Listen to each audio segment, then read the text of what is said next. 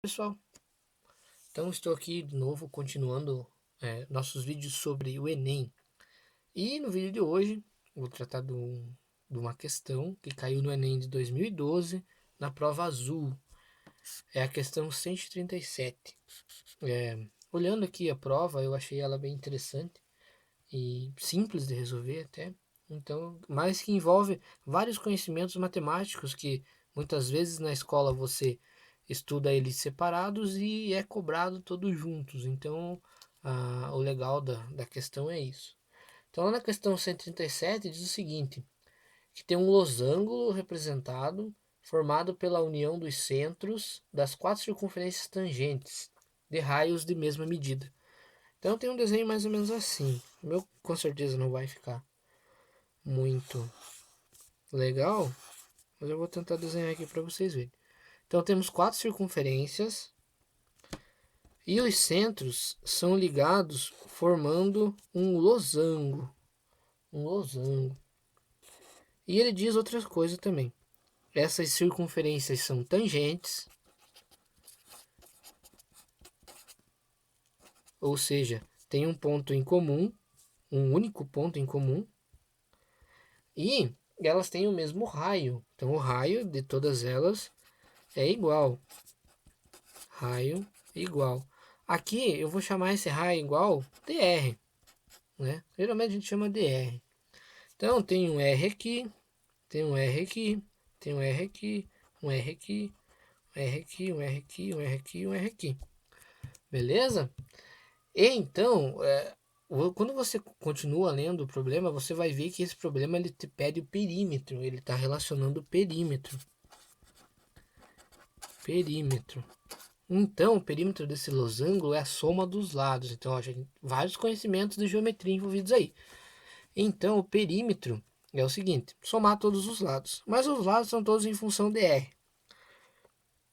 Cada lado desse losango tem 2R. Como são quatro lados, então a gente resulta que o perímetro P é igual a 8R.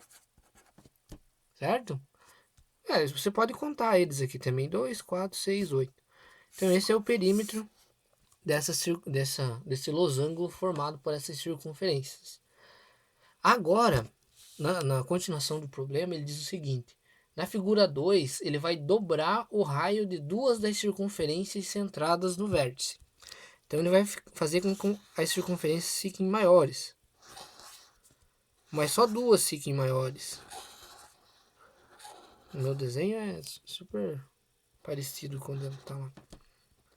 Então, ele dobrou o tamanho dessas duas aqui. Essa aqui ficou maior e essa aqui ficou maior. Ou seja, o raio dela dobrou.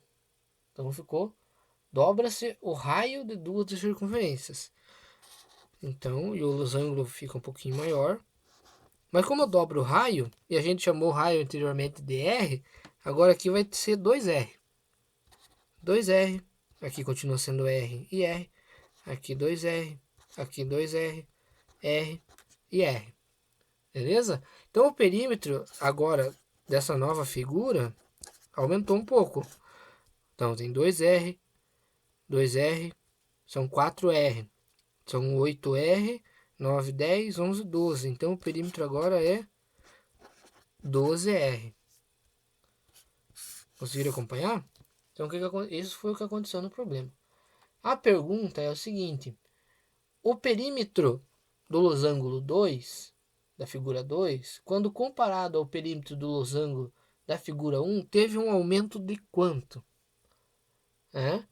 Quanto que aumentou este aqui em relação a esse? Certo? Então ele passou de 8R, ele foi para 12R. Quanto ele aumentou? Ele aumentou 4R, certo? Essa diferença aqui me dá 4R. Beleza? Então ele aumentou 4R. Em relação à figura 1, né, ele está perguntando em relação à figura 1, 4R é exatamente a metade de 8R. Então, se é a metade, é 50%. Beleza? Então, essa análise que você tem que fazer. Ele aumentou 4 R's, né? 8, 9, 10, 11, 12. E então, como né, em relação, comparado ao perímetro da figura 1, ele teve um aumento de 50%.